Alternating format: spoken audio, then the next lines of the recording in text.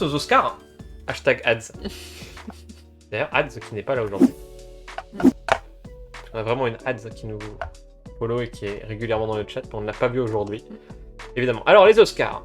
Alors aujourd'hui, qu'est-ce qu'on va faire? On va réagir ensemble aux nominations des Oscars qui ont lieu cette semaine. On va donner notre avis, nous, de prime abord, sachant qu'on n'a pas vu tous les films, loin de là. Dites-le nous si vous voyez mal ce qui s'affiche à l'écran, parce que ça va être un peu l'intérêt là. Et on va essayer de... on va donner notre avis, on va essayer et on va aussi vous faire un planning de... Enfin, on va vous expliquer. Moi, je vais vous expliquer comment fonctionnent les Oscars, c'est aussi l'intérêt. Je pense pas que tout le monde connaisse comment fonctionne l'Académie des Oscars, je me suis un peu renseigné. Je vais expliquer aussi à chaque fois ce que veut dire, parce qu'il y a certaines catégories, ça peut être un peu sombre, surtout si on ne s'intéresse pas trop au cinéma, de ce que veut dire chaque catégorie. Et on vous expliquera, mais en gros, spoiler, on va axer un peu la chaîne sur les Oscars jusqu'au 27 mars, date des Oscars. Donc on va avoir là un gros mois intense, où on va passer de 1 ou 2 films par semaine à plutôt 2 ou 3 films par semaine. On aura toujours 1 ou 2 sujets en dehors. Voilà, parce qu'on va pas non plus parler que de cinéma, c'est pas une chaîne de cinéma. Mais voilà. On va essayer de vous parler un peu de tout ça. Hop. Du coup, on a... Alors évidemment, les Oscars ne représentent pas... On le rappelle quand même, petit disclaimer, les Oscars ne représentent pas l'intégralité du cinéma. Tout à fait. Ils ont été décriés parce qu'il manquait de représentativité. Je crois que cette année, c'est pas le cas. Ça fait plusieurs années qu'ils font en sorte d'ajouter de la représentativité au niveau de... J'ai regardé, j'ai revu les dominés avant de dire ça, mais effectivement, on a bien Will Smith et Denzel Washington, par exemple, dans la catégorie acteur dans un rôle principal, là qu'on voit. Donc voilà, c'est un truc auquel ils font beaucoup plus attention maintenant. Ouais. Mais après, ça reste quand même beaucoup du cinéma américain. Le cinéma américain, ça reste un cinéma qu'on consomme beaucoup en Europe. Et il n'y a pas que du cinéma américain, vous allez voir, on a aussi du norvégien. Cette année, on a du français, on a du japonais, mais on n'a pas du français. Mais en fait, mais globalement, ça reste du cinéma américain. Mais c'est quand même un bon aperçu des films qu'il ne fallait pas rater cette année. C'est pas exhaustif. Il faut compléter avec d'autres sélections comme la Mostra de Venise, l'Ours de Berlin, le Festival de Cannes. J'en passe et des meilleurs. Les Golden Globes aussi, qui sont un peu le pendant des Oscars avec des séries et des films. Enfin bref, il faut compléter, mais globalement, les Oscars, ça reste quand même le truc le plus connu. Et si on veut commencer à s'intéresser au cinéma, avoir vu les 10 films de la catégorie meilleur film des Oscars, je pense que c'est déjà un bon début pour pouvoir dire je me suis intéressé à l'actualité cinématographique de cette année. Tout à fait. Voilà, pour résumer. Mais c'est pas exhaustif, évidemment. Alors du coup, dans acteur dans un rôle principal, moi j'ai vu aucun des films. Donc la tragédie de Macbeth, King Richard, qui est en fait en français le nom du film c'est la méthode Williams. Oui, c'est ça. Qui raconte l'ascension des sœurs Williams au tennis. Tic Tic Boom, qui est une comédie musicale sur Netflix. The Power of the Dog, qui est un film à ne pas manquer qu'on verra nous qu'on a manqué, mais qui est sur Netflix, qui est un espèce de western, je crois, avec Benedict Cumberbatch. Donc évidemment Doctor Strange. Et Javier Bardem pour Being the Ricardos, qui est un film sur Amazon Prime. Moi j'ai rien vu, toi t'as vu Tic Tic Boom? Ouais, c'est vachement chouette. Donc on va pas donner notre avis sur cette catégorie, puisque même si moi j'ai particulièrement hâte, même si je m'intéresse pas du tout au tennis et que je m'en contrefiche du tennis, à vrai dire, mais j'ai vraiment hâte de voir la méthode Williams. Ah ouais. Ouais. Acteur dans un rôle secondaire, c'est pareil, on n'a rien vu, il me semble. Non, rien du tout. Toi, t'attends de voir Belfast, tu m'as dit? Moi, j'ai hâte de voir. Je sais pas pourquoi ça m'intrigue. Ok. Actrice dans un rôle... Là, j'explique pas ce que c'est, parce que c'est assez... je pense que c'est assez évident, l'intitulé de ce dont on parle. Actrice dans un rôle principal, j'ai rien vu non plus. Moi j'ai vu The Lost Doctor. On a du retard cette année, on a du retard. J'ai vu The Lost Doctor avec Olivia Colman. Et alors, t'as bien aimé? J'ai pas beaucoup aimé le film. D'accord. Ouais, non, mais je me suis un peu ennuyée. Je sais que c'était réalisé par la sœur de... Ouais. On reviendra pas dessus. Dans The Dark Knight, celle qui joue... On reviendra pas dessus. Ok. Actrice dans un rôle secondaire. Actrice dans un rôle secondaire. Si vous avez la réponse dans le chat, n'hésitez pas à le dire.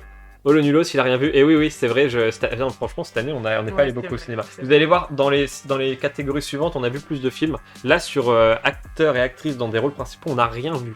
Et pareil pour, là, c'est pareil. West Side Story, j'ai envie d'aller le voir. T'avais hâte, ouais, t'avais hâte de le voir. King Richard encore là, donc.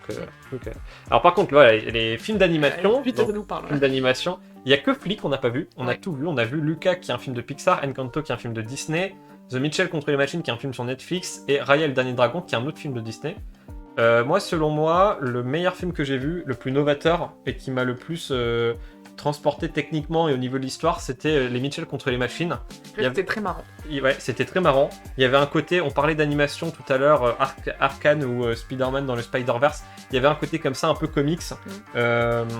C'était très marrant. C'était un super film. Si vous ne l'avez pas vu, je vous le conseille. Il est sur Netflix. Ouais. J'ai pas vu Philly, qui a l'air excellent. Et du coup, ça m'étonnerait pas. Au niveau de l'animation, on a regardé un petit peu, ça a l'air excellent. C'est vraiment différent des trois, de Luca, Raya, Encanto ou les Mitchell. Hein. Je dirais C'est du dessin. Je dirais que, à mon avis, c'est Flea qui va gagner. Mm. Mais si c'est pas Flea, celui qui mérite le plus de gagner, c'est les Mitchell contre les machines. Dans ce que j'ai vu. C'est vrai que moi j'ai beaucoup aimé Luca. Ah ouais?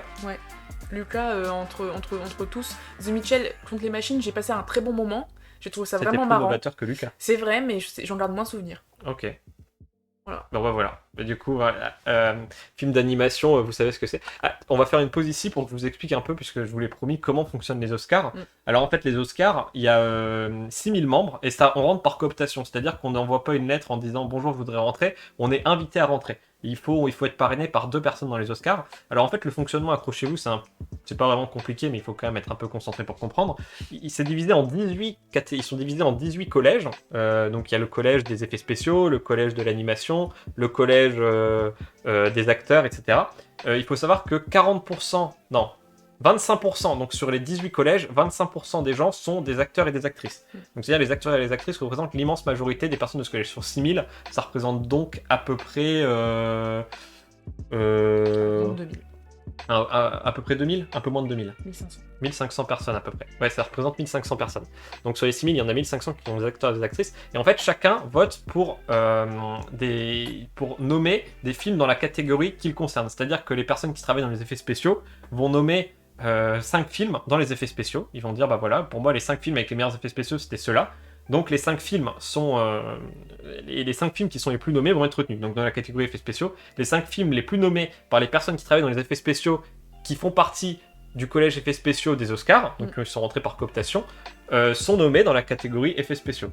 La particularité pour certaines catégories, c'est que, c'est notamment pour les documentaires et les courts-métrages, chaque collège élit des gouverneurs qui vont se réunir ensemble, qui vont être un espèce de collège au-dessus des collèges, qui vont voter pour les catégories un peu spéciales, comme le court-métrage, le documentaire, etc., où il n'y a pas vraiment de gens spécialisés là-dedans, et où du coup, voilà. Et la spécificité, c'est que tout le monde, donc les 6000 votent pour les nominations de leur catégorie, sauf pour la catégorie reine, qui est la catégorie meilleur film. Et pour les meilleurs films, c'est la seule catégorie dans laquelle on a 10 nommés et pas 5. Et là, chacun des 6000 membres vote pour 10 films. Donc c'est-à-dire que la catégorie meilleur film, elle est considérée comme la catégorie reine, puisqu'en fait, elle représente le vote d'absolument toutes les personnes qui travaillent dans les Oscars. C'est notamment pour ça que c'est la catégorie reine, puisqu'en fait, c'est un peu le conglomérat de la vie de tout le monde. Même si tout ça est biaisé, puisque comme je l'ai dit, il y a beaucoup plus d'acteurs que du reste, donc ça reste évidemment discutable et discuté, et que ça ne doit pas être pris, c'est pas parce que les Oscars disent que le meilleur film c'est ça, qu'il faut penser que forcément le meilleur film de l'année c'était ça. Mais on va dire que c'est quand même un bon indicateur. Une très bonne récompense pour le cinéma, notamment américain. Donc voilà, pour vous expliquer, je sais pas si c'était clair.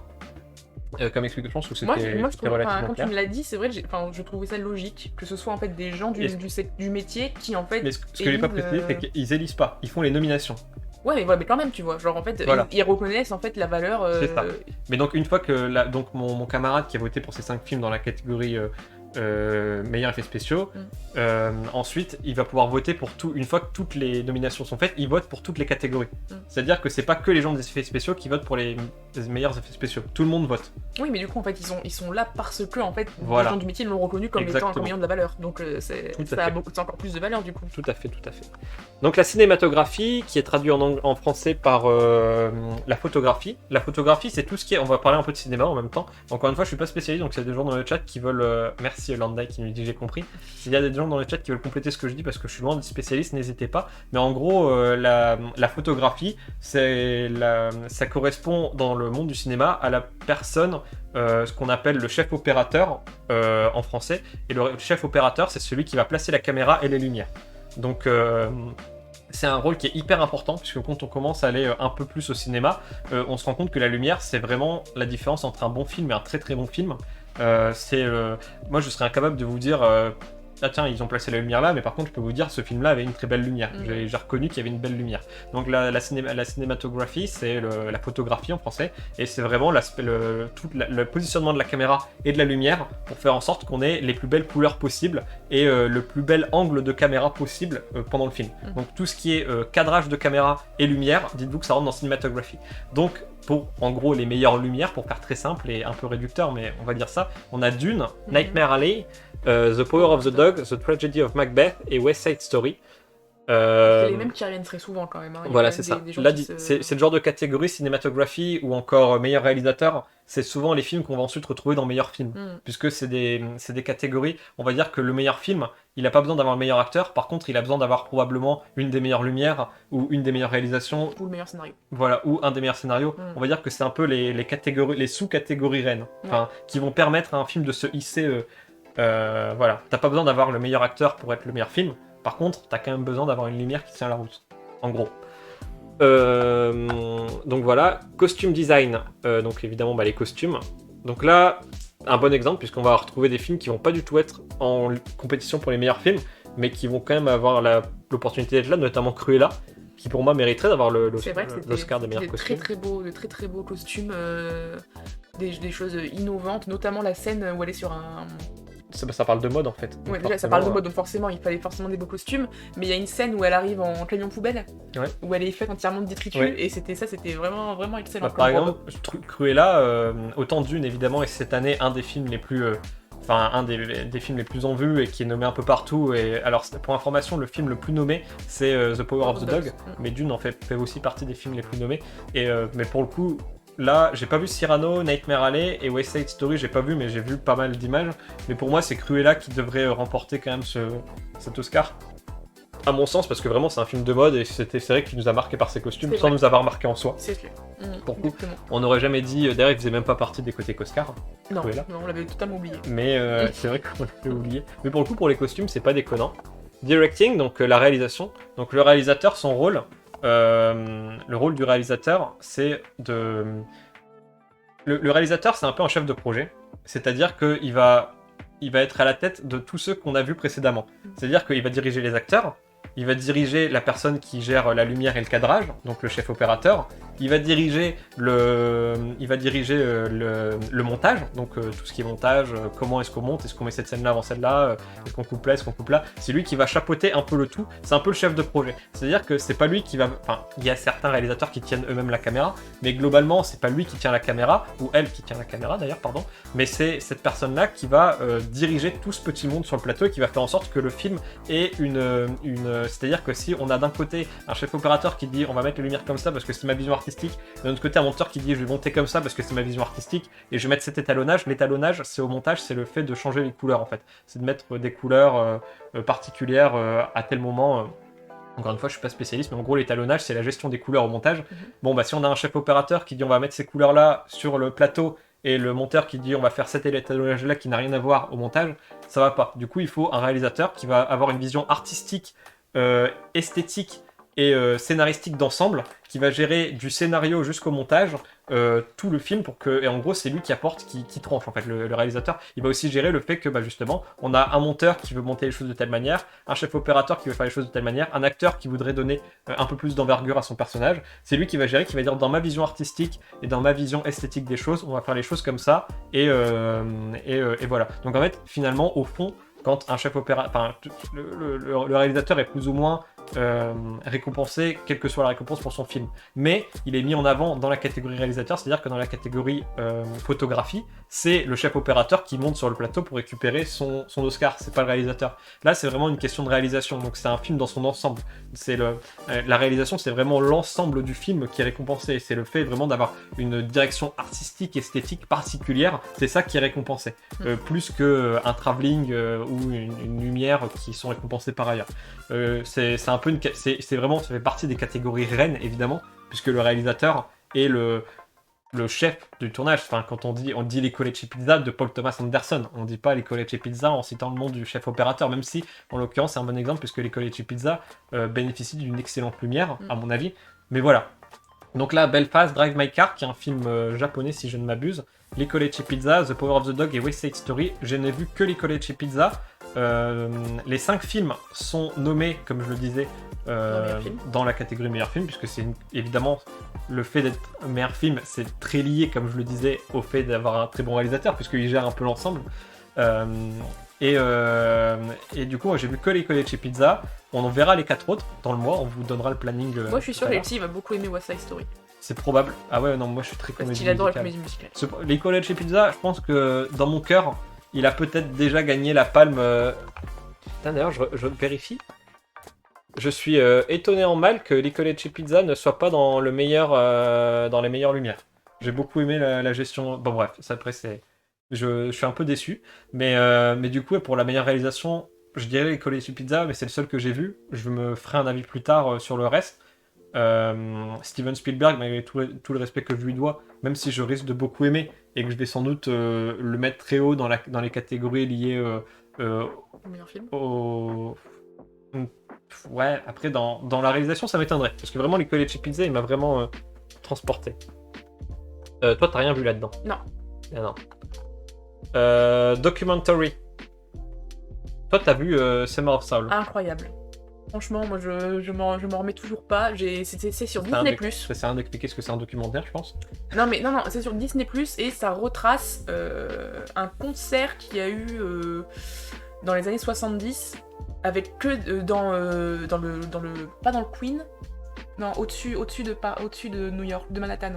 Le Queen, Harlem. Non, Harlem. Mais voilà. Alors, Harlem fait partie de Manhattan, culture générale. Pardon. Du coup, dans un parc dans Harlem, où en fait toutes les grandes stars de la soul se réunissent pour faire un concert dans un parc, du coup, pas forcément un endroit où il y a le plus de personnes riches, quoi. Totalement gratuit et incroyable. Tous les plus grands artistes de l'époque sont là, quoi. Et il y a Marvin Gaye, il y a Miles Davis, enfin il y a tout le monde est là. Il y a Otis Redding, enfin ils sont tous et en fait il y a ceux qui sont encore vivants en fait viennent et parlent de ce moment mais qui était entre parenthèses quoi. Où tout le monde était lié par la musique et où toutes les tensions qu'il pouvait y avoir à ce moment-là, surtout raciales aux États-Unis, en fait elles étaient oubliées, ils étaient tous là en train de kiffer ce qui se passait sur scène et mais j'ai pleuré devant. Voilà, franchement déjà j'adore ce style de musique, me ravit énormément et me transporte. Mais ce documentaire m'a retourné et franchement j'espère qu'il va gagner. Je n'ai pas vu les autres, voilà. Flea, mais en tout cas, qui est dans la catégorie animation.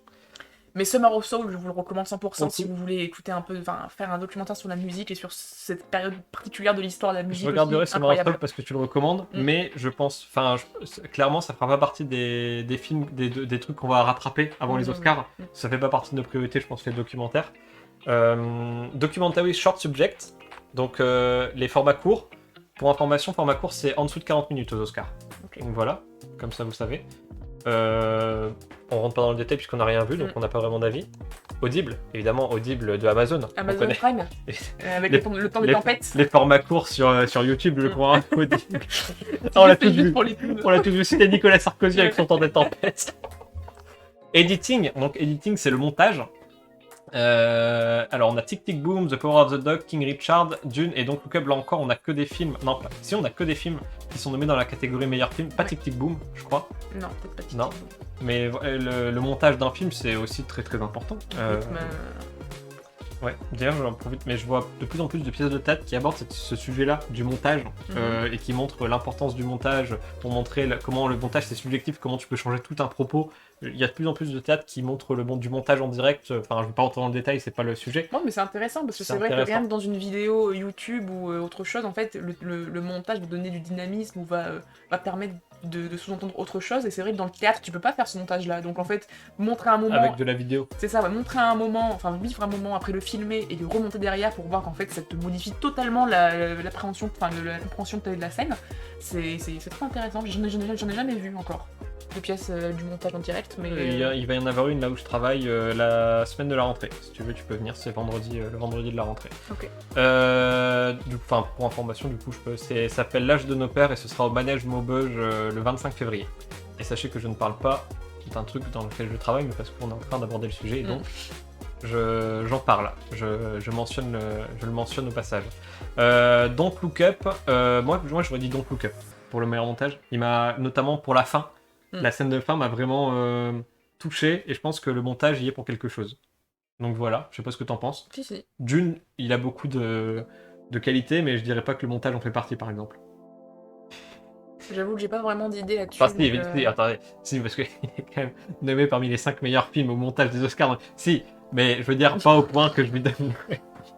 Mais j'ai plus eu l'impression que le montage avait plus une place centrale dans Don't Look Up. C'est ça que tu veux dire? Ouais. Tu l'as plus ressenti dedans. J'ai plus senti que ça faisait partie de ce qui faisait vraiment que le film avait une grande qualité. International Film Feature ça, qui permet, voilà, ça permet de mettre en avant des films qui sont pas américains. Et là c'est intéressant parce qu'on retrouve du coup Drive My Car et Flea qui sont deux films qui ont été nommés précédemment, donc dans d'autres catégories. Donc ça c'est cool qu'ils puissent ouvrir les autres catégories à des films étrangers. On sait qu'en France on a je crois qu'on a 2 films qui ont gagné l'Oscar du meilleur film, The Artist et un autre. Non, mais International Feature, il y avait Les Misérables qui avait été. Mais il y a aussi. Mais là, je te parle de la catégorie meilleur film. Ah, ok, oui. Qui est quand même la catégorie, parce que c'est-à-dire que tu réussis avec un film qui n'est pas. Il y a Parasite aussi, qui est sud-coréen, qui avait réussi à remporter le meilleur film. Ce qui est un exploit. Drive My Car, japonais, Flea, danois. La main de Dieu, qui est sur Netflix et qu'il faudrait qu'on voit, qui est italien. Lunana, Yak in the Classroom, du Bhoutan, j'ai jamais entendu parler. Franchement, j'ai hâte de voir ce que ça donne. Et The Worst Person in the World, qui est traduit en français par Julie en 12 chapitres, que tout le monde nous conseille et qu'on va voir. Que Barack Obama conseille. Qu'on va voir dans 2 semaines. Oui. Et dont on vous parlera donc dans 3 semaines sur Côté Court, qui fait partie des films qui ne sont pas nommés dans la catégorie meilleur film, mais dont on vous parlera quand même parce qu'il faut qu'on le rattrape à tout prix. Tout à fait. Maquillage et coiffure. Est-ce que c'est ça quelque chose que j'explique ce que c'est? Non, je pense que tout est dit. Coming to America, Cruella, Dune, The Eyes of Tammy Yake et House of Gucci. Alors moi j'ai vu que Dune et Cruella, mais mon cœur pencherait plutôt pour Dune pour le coup. Pour Dune, ouais. C'est vrai qu'il y avait des scènes vachement jolies, des esthétiques particulières en fonction des ethnies de chaque, des groupes auxquels appartiennent chaque personnage qui étaient intéressantes. Avant, on n'a pas tout vu, hein. Enfin, encore une fois, c'est pas la. Alors, on en reparlera le jour des Oscars, le 27 mars, et là, on aura vu beaucoup plus de films, on reviendra sur ce qu'on a dit, on vous donnera notre avis. Là, c'était plutôt pour vous donner, c'était plutôt question de vous expliquer un peu à quoi correspond chaque catégorie, et puis vous donner aussi, si vous n'avez pas vu passer l'info, aussi notre avis à nous sur les films qu'on a vus. On aura un avis beaucoup plus étayé d'ici un gros mois où on aura vu beaucoup plus de films. Musique. Original score, donc l'original score, c'est les musiques composées souvent. C'est tout ce qui est Hans Zimmer, John Williams, etc. Et alors que juste en dessous, vous voyez musique original song, où c'est une musique en particulier. Donc c'est plus dans les Disney, ce serait par exemple Libéré, délivré de la Reine des Neiges, c'est un son original, alors que original score, c'est plutôt une musique dans son ensemble. Donc on a Don't Look Up, Dune, Encanto, Parallel Mother et The Power of the Dog. Moi je dirais Dune parce qu'Hans Zimmer, tout simplement. Voilà, je m'arrête là. J'ai pas été marqué par la musique de Don't Look Up. Ouais. Encanto, moi j'avoue que je n'ai pas du tout. Je sais que ça fait grand bruit en ce moment. Et moi, quand j'ai vu ce film, la musique m'a sorti du truc. Donc. Attends, parce que là on parle pas des chants, parce que voilà, dans un Disney c'est une bonne. Par exemple, on va prendre Le Roi Lion, qui est, je pense, moi vraiment c'est l'exemple que j'adore prendre parce que c'est un film que j'admire. Au niveau de ça, c'est que si tu veux prendre les original songs, c'est tous les chants d'Elton John, donc le Cercle de la Vie, Hakuna Matata, ce qui est pas d'Elton John mais vous m'avez compris, le Can You Feel the Love Tonight. Can You Feel the Love Tonight, je me souviens plus de la traduction en français, L'amour brille sous les étoiles. Ça c'est des original songs, donc c'est des chansons originales, et le original score c'est les musiques par Hans Zimmer, notamment le moment où Mufasa, spoiler, meurt sous un troupeau de bisons. Il y a une musique hyper emblématique qui est une musique d'Hans Zimmer. Donc en fait original score pour Le Roi Lion c'est Hans Zimmer, original songs la plupart sont de Elton John, même si tout n'est pas de Elton John. Enfin vous m'avez compris. Et donc dans Encanto, toi ce qui t'a sorti c'est les chansons, oui. Mais le score, Bon, il m'a pas marqué parce que je me souviens plus du tout des. Moi, le La seul, bande originale dans les d'animé. 3 qu'on a vu là, le seul qui m'a marqué, c'est Dune.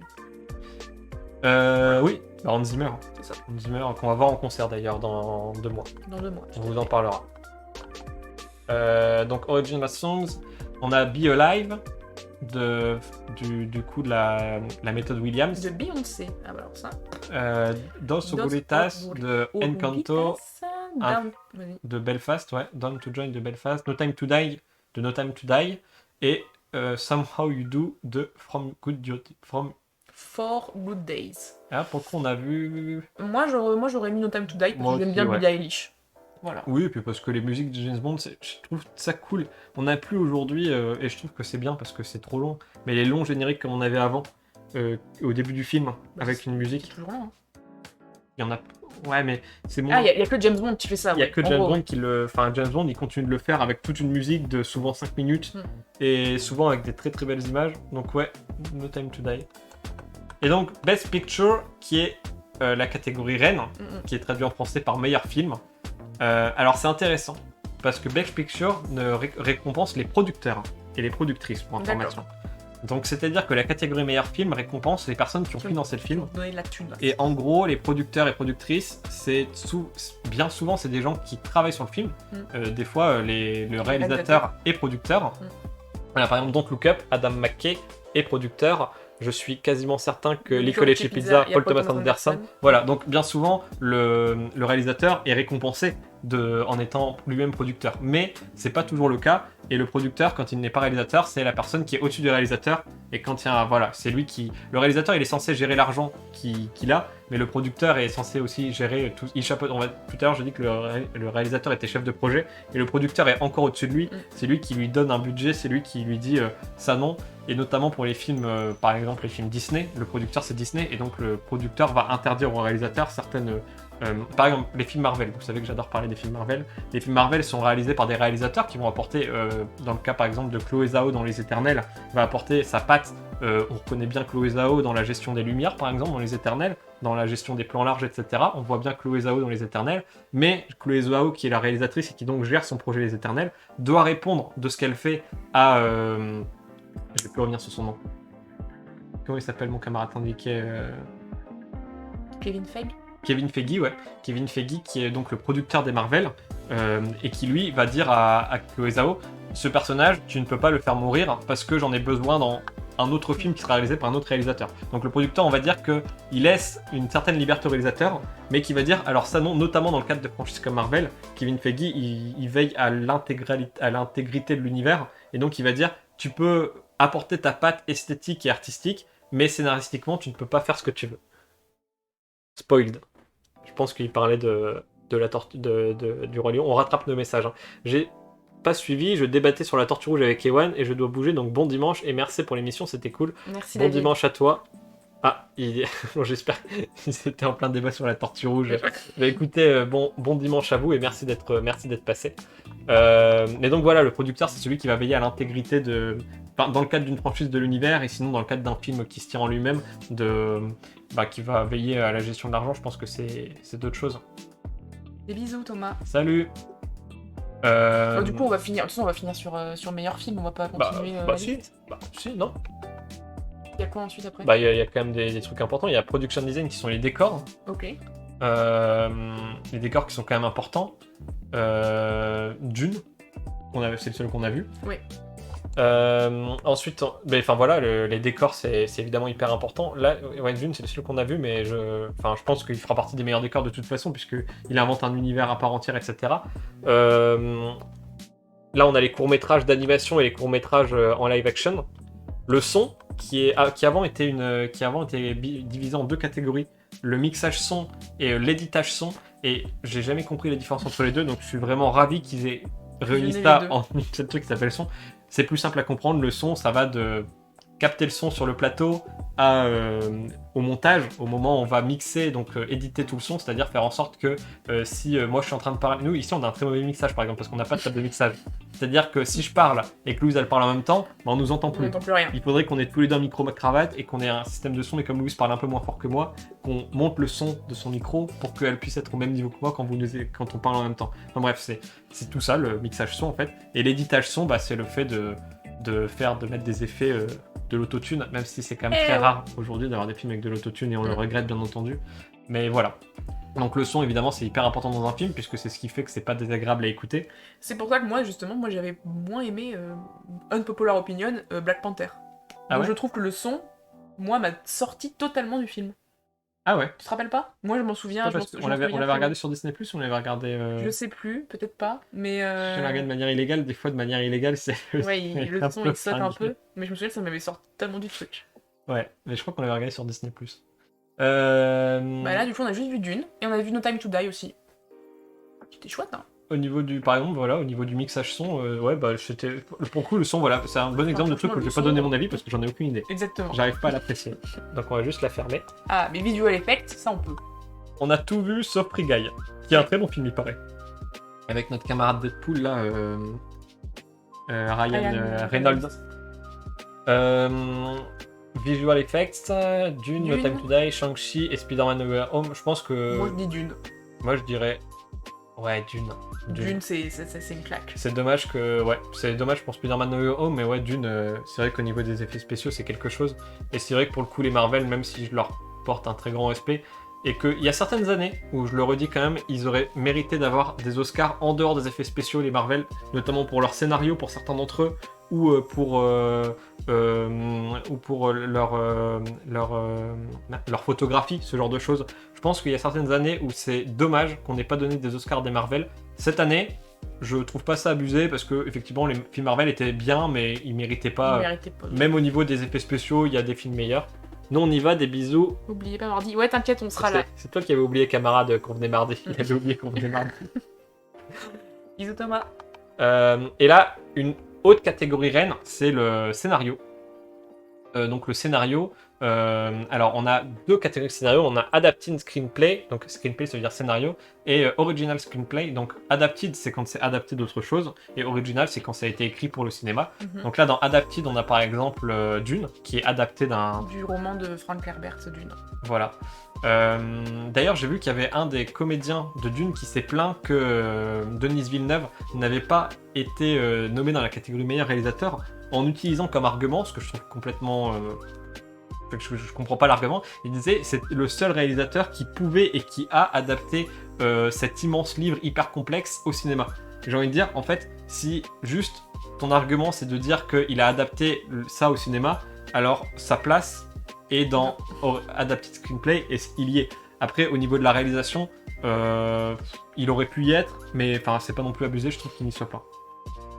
Après, les autres, on les a pas vus, pour le coup. Mais on va les voir, en fait, tous. C'est vrai que là, ils reviennent tous, des meilleurs films. Et Original Screenplay, on a The Worst Person in the World, qu'on va voir aussi. Les Licorice Pizza que j'ai vu.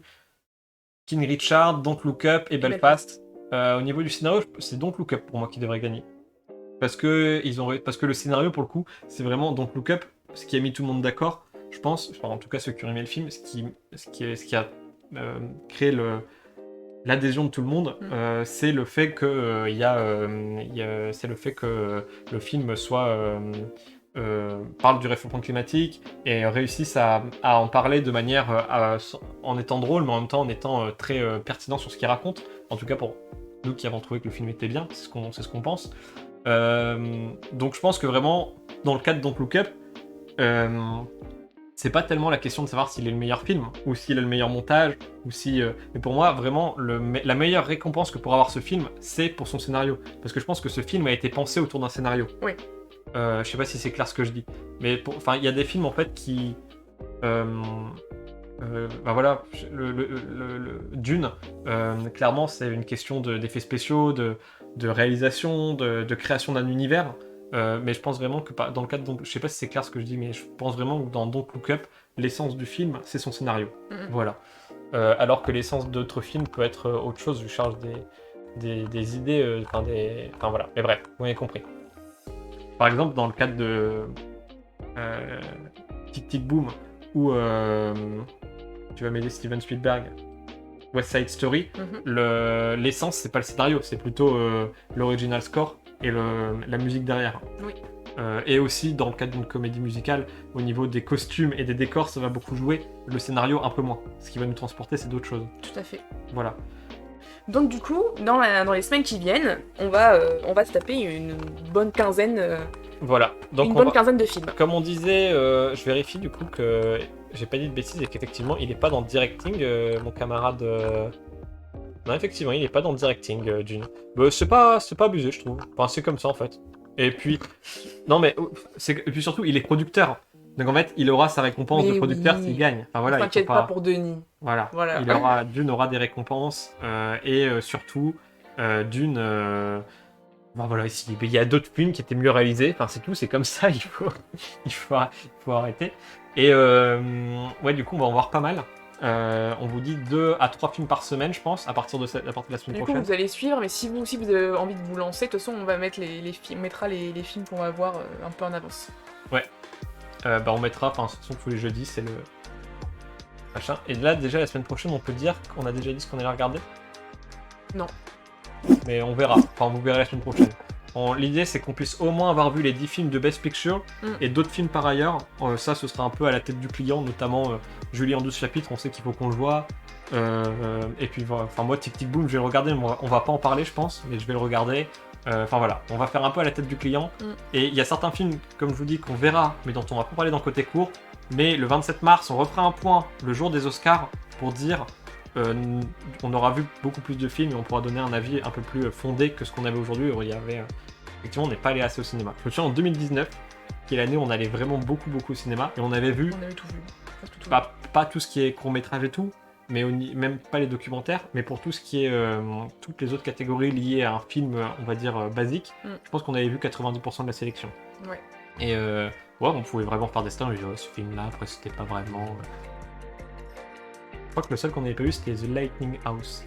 Peut-être. Ouais. Bon, en tout cas, merci d'avoir été là jusqu'au bout. Merci, ouais.